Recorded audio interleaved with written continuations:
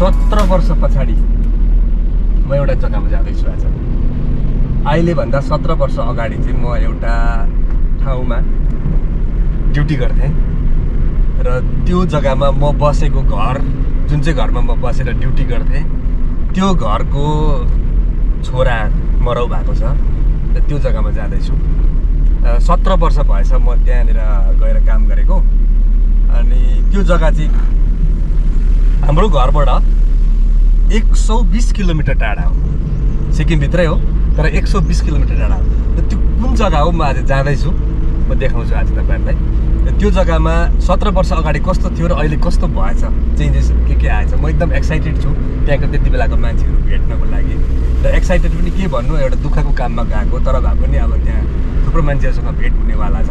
अनि अर्को एउटा कुरा, इन्ट्रेस्टिङ कुरा के छ भने 17 वर्ष अगाडि म त्यो जग्गामा ड्युटी गर्दाखेरि मसँगै रुममा बस्ने रुम पार्टनर एकजना सर हुनुहुन्छ र उहाँलाई पनि लिएर जाँदैछु म। बाटोमा उहाँ हुनुहुन्छ, उहाँ चाहिँ लेकसेपमा आउनुहुन्छ, उहाँको घर गेजिङ हो र उहाँ आउनुहुन्छ, उहाँलाई पनि लिएर जान्छु र उहाँलाई पनि देखाउँछु म उहाँ चाहिँ को थियो र त्यति बेलाको साथी सँगै रुममा बसेको रुम पार्टनर। र आज फेरि भेट भएर चाहिँ हामी त्यो जग्गामा जाँदैछौँ, हेर्दै गर्नुहोस्। आज मसँग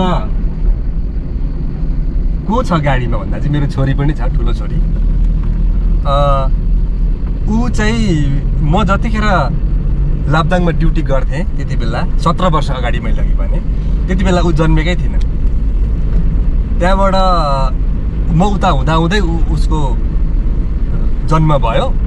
त्यसको बादमा जब ऊ 2 वर्षकी थिए त्यति बेला मैले यही गाडीमा यो अगाडिको सिटमा जसरी ऊ अहिले बसेको छु त्यसरी नै राखेर अनि अग्लो बनाएर ब्ल्याङ्केट, सिटमा ब्ल्याङ्केट राखेर अग्लो बनाएर अगाडि देख्ने बनाएर राखेर मैले यही बाटो यसरी नै गाडीमा लिएर गएको। अहिले मलाई झलझल याद आउँदैछ हो। अनि त्यहाँदेखि यहाँ छ अहिले ऊ हो। अहिले त ब्ल्याङ्केट राख्नु पर्दैन नि, होइन? अहिले ब्ल्याङ्केट राख्नु पर्दैन, अहिले ऊ अगाडि मजाले देख्छ। मभन्दा ठुली भागी छ अहिले हो। तर त्यति बेला अहिले मलाई त्यो याद आयो, ऊ 2 वर्षको, सानो 2 वर्षको हुँदाखेरि चाहिँ मैले यही सिटमा राखेर 10 के भन्छ अग्लो सिट बनाएर चाहिँ यही बाटोमा यसरी नै गाडी कुदाएर, बाटो पनि यस्तो राम्रो थिएन त्यति बेला, बाटो खत्तम थियो। अनि बाउ छोरी हामी गएको थियौँ त्यति बेला, सानो नानीले लिएर गएको थिएँ। र आज फेरि ऊ अहिले यत्रो ठुली भागी छ, 15 वर्ष 16 वर्ष हुन आँटेकी छ। र अहिले पनि म त्यसरी नै लिएर जाँदैछु। भनेपछि त्यति बेला त भिडियो खिचेको थिएन, त्यति बेला भिडियो खिच्नु थियो भनेदेखि चाहिँ त्यति बेलाको र भिडियो र अहिलेको भिडियो कम्पेरिजन गर्दाखेरि चाहिँ भिडियो चाहिँ सेम हुनेवाला थियो, मान्छे मात्रै डिफ्रेन्ट हुनेवाला थियो हो। तर त्यो चाहिँ भएन। हामी जाँदैछौँ, मान्छे पनि एउटै हो तर अब हुन्छ नि त्यो, अब एउटा मान्छेको साइज चाहिँ क्या साइज चाहिँ ठुलो जानुहुन्थ्यो नि त, साइज चाहिँ ठुलो जानु भएको छैन। र म अहिले यस्तो जग्गामा आइपुगेको छु, बाटोमा जाँदा जाँदै यो नयाँ ब्रिज बनिँदै रहेछ यहाँ। अनि यो ठुलो भिर काटेर रोड बनाएको रहेछ। मेरो छोरीलाई चाहिँ साह्रो मन परेछ, फोटो खिच्नमा बिजी छ यहाँनिर। अन्त यस्तो छ बाटो, हामी जाँदैछौँ अहिले। अनि भिड चाहिँ यो जग्गामा मान्नै पर्छ, तर जे होस् रोड चाहिँ राम्रो बनाएको छ। भिड जस्तो सुकै भए पनि बाटो राम्रो बनाएको छ। हामी जाँदैछौँ अब, हामी राबङला पुग्न आँटेको छौँ। राबङला पुग्नको लागि लगभग 10-12 किलोमिटर होला, त्यहाँदेखि हामी राबङला पुग्छौँ। राबङलामा फेरि एउटा नयाँ उयो कन्स्ट्रक्सन भएको छ भनेको सुनेको छु, टनेल बनाएको छ अरे। बजारको मुनिबाट सट्टै उता निस्किन्छ अरे बजारमा पुग्छ। म त हिँडेको छैन यो बाटो, थुप्रो भयो। अब राबङला पुगेर म त्यो टनेल देखाउँछु तपाईँहरूलाई। राबङलाको उताबाट सिधै जानु पर्दैन, बजार पुग्नु पर्दैन। अहिले चाहिँ यो टनेलबाट पसिसकेपछि चाहिँ सिधै पर निस्किन्छ, सिधै पर निस्किन्छ। यो चाहिँ नयाँ टनेल राबङलाको। बजार चाहिँ माथि नै छोडिन्छ।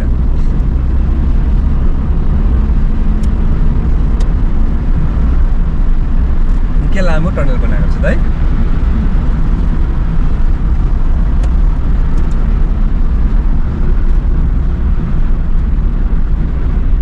अब कहाँनिर आइपुग्छ त यो भन्दाखेरि चाहिँ कहाँ आइपुग्नु हामी?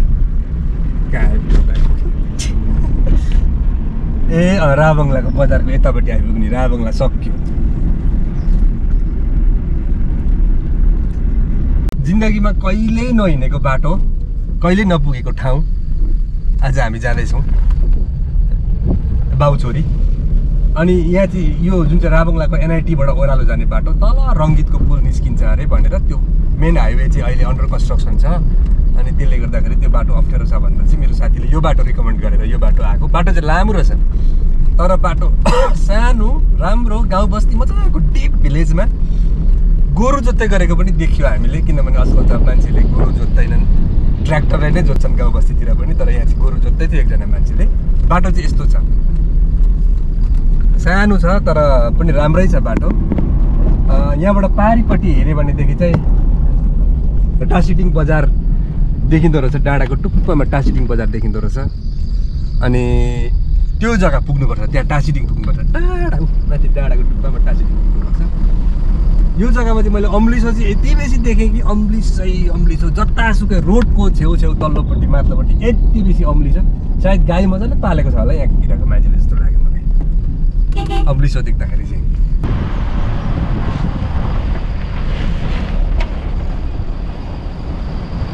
टासिटिङ बजार त्यहाँ टासिटिङ बजार देखिन्छ। त्यहाँ पुग्नुपर्छ हामी अब अहिले टासिटिङ बजारमा, त्यहाँबाट उकालो लाग्नुपर्छ। दोकान नभेटेर घुम्दा बल्ल यो बाटोमा एउटा दोकान भेट्यो। मेरो छोरी चाहिँ भोक लागेर अघिदेखि कुनै के खान्छु भनेपछि दोकान एउटा दोकान छैन रहेछ। बस्ती यति साह्रो डिप भिलेज, दोकान भन्ने एउटा रहेछ। बल्ल एउटा दोकान भेट्यो कि सायद त्यो दोकान चाहिँ यो गाउँको सबैभन्दा ठुलो दोकान होला, एउटै मात्रै दोकान रहेछ। अनि त्यो दोकानमा चिप्स किनिसकेपछि चाहिँ दोकानको मान्छे चाहिँ फेरि यति साह्रो इन्ट्रेस्टिङ रहेछ कि उसले चाहिँ आइसक्रिम एकदम घरमै बनाएको आइसक्रिम छ मेरो, तपाईँहरू खानुहोस्। मान्छे कहाँदेखि मेरोमा आइसक्रिम खान आउँछन्, अनि खानुहोस् तपाईँहरूले। एकदम प्योर दुध, बस्तीको दुधको मसला जाइदानाहरू हालेर आइसक्रिम बनाएको भनेर चाहिँ एकदम हामीलाई चाहिँ बाहिरै आएर उसले गऱ्यो। त्यहाँ भिडियो खिच्नु चाहिँ मिलेन। अब त्यहाँदेखि आइसक्रिम चाहिँ यस्तो छ है, उसले खाँदैछ, निकाल्छ त आइसक्रिम।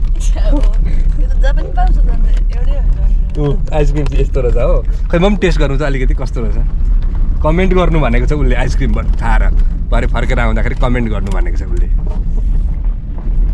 अब कमेन्ट गर्नु भनेको छ भरे आउँदाखेरि, अब खाएर टेस्ट गरौँ है।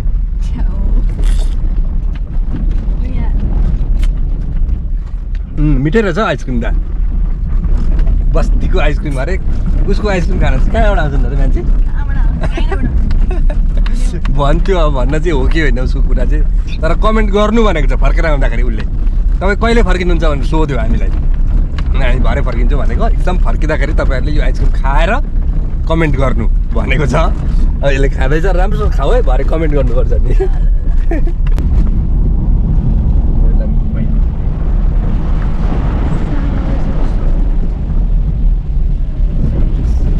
ए ऊ मेरो साथी यहाँ रहेछ है, याङसाल भन्ने मान्छे चाहिँ।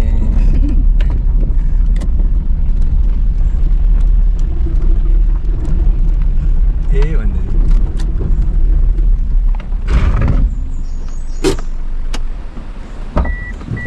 होइन, कता हो बाटो, मैले त केही देखिनँ। होइन बिर्सिनु भएको होइन, लासिका त कत्रो भएछ। खोइ बाइक होइन, लेक्सेबाट आउने बाटो चाहिँ कुन हो? यता हो, हामी सधैँ तर्दै थियो त्यो ठुलो बाटो। त्यही हो, यो चाहिँ नयाँ बाटो बनाएको होइन, टास्टिङदेखि आयो होइन। टास्टिङदेखि आयो। तल रङ्गित पुल चाहिँ तल्लोपट्टि छ नि त, उता पर छ। हजुर, त्यो पुल तर्नु पर्दैन, त्यो तरेर उताले के हो त्यो राम्रै थियो कि त्यो गाडी बेसी कुदेर फर्स्टमा त राम्रो थियो। याद छ नि तपाईँलाई त्यतिखेर 2011मा ठुलो भुइँचालो आउँदाखेरि चाहिँ नि म यो बाटोमा जाँदै थिएँ, यही गाडीमा हो। यो बाटो चाहिँ कस्तो थियो त्यति बेला? बेलुकाखेरि बेलुका साँझमा बाटो यस्तो थियो नि, ढुङ्गा भएको। त्यहाँदेखि बाटोमा चाहिँ गाडी यत्तिकै हल्लिन्छ हो। मैले त्यो भुइँचालो चाल पाइनँ। जोडाको यहीँनिर जाँदै थिएँ म डिएसआर पनि थियो मसँग गाडीमा हो अन्त डिएसआरले चाहिँ यहाँनिर ठुल्ठुलो कटुसको रुख थियो नि त्यो गाडी थियो नि अहिले छैन त एउटै अन्त काट्यो मैले घर बनाएँ अहिले त ऊ के हो नि त त्यही त अनि कटुसको रुख ठुल्ठुलो थियो यहाँ हो डर लाग्थ्यो अन्त कटुसको रुख चाहिँ यस्तो हल्लेको त्यति बेला भुइँचालो आएको रहेछ बेलुका अन्त मैले चाहिँ डिएसआरलाई भने डिएसआर कत्रो हावा चल्यो है हेर हेर्नुहोस् त भने मैले हो भरे चाहिँ हावा चलेको होइन रहेछ भुइँचालो आएको हामीलाई याद छैन त्यहाँबाट हामी यहाँबाट गएर रिन्जेङ पर रिन्जेङमा पुग्दाखेरि चाहिँ त्यो रिन्जेङमा काम गर्ने लेबरहरू चाहिँ सबै रोडमा आएर चाहिँ लु भुइँचालो चाहिँ सानो आएन सबै मान्छे मऱ्यो होला भनेर तिनीहरू बाहिर निस्किँदाखेरि मात्रै हामीले चाल पाएको भुइँचालो चाहिँ यो थियो नि त त्यहाँ 2011 मा त त्यो दोकान पनि थियो नि त दोकान थियो रिन्जेङमा चाहिँ काम हुँदै थियो नि त रिन्जेङको जुन पहिरोमा चाहिँ काम हुँदै थियो नि त त्यति बेला अन्त अहिले आउँदाखेरि चाहिँ अहिले त के भयो नि सर यो रुखहरू काटेर बिजुली ल्याए पानी ल्यायो यो भयो यो भयो अहिले त यहाँ अब यस्तो नि यो रोड कार्पेटिङ भयो यो चाहिँ अब यहाँबाट ओह्रालो जाने बाटो थियो नि छ अहिले बाटो सर्टकट अहिले चाहिँ रोड खनेर उता छ ए कति रुपियाँ दिनुपर्छ 5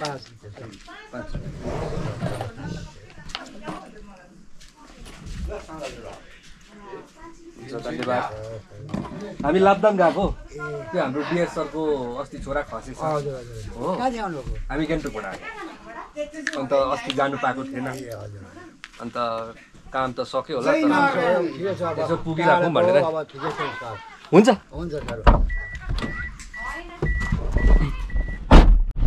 लाब्दाङ आइपुग्यो भनौँ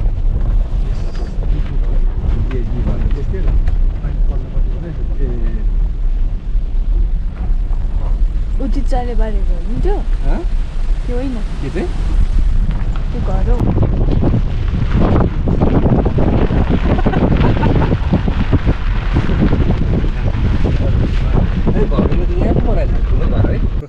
लाब्दाङ पुगेर फर्किँदैछौँ हामी अहिले चाहिँ यहाँ एङ्जेल सर पहिला नै हामी सँगै बसेको साथी त्यति बेला हामी लाब्दाङ आउँदाखेरि नेटवर्क थिएन मोबाइलको अनि फोन गर्नु चाहिँ उहाँबाट चाहिँ यहाँ आउनु पर्थ्यो यहाँ आएर फोन गर्थ्यौँ हामी स्कुल छुट्टी भएर अनि एकपल्ट टावर ऊ त्यहाँनिर मोबाइलको टावर छ त्यो टावर बनाउनको लागि ल्याएको ट्रक पनि लडेछ फेरि ढिलो भयो पछाडि धेरै वर्ष बादमा त्यहाँदेखि टावर बनाएर मात्रै के अरे उयो भएको नेटवर्क आएको नभए त्यति बेला नेटवर्क थिएन र यहाँनिर चाहिँ फोन गर्नु आउँदाखेरि चाहिँ साथीभाइहरूले चाहिँ झार उखेलेर चिल्लो बनाएको थियो डाँडा चाहिँ त्यति बेला अब हामी फर्किँदैछौँ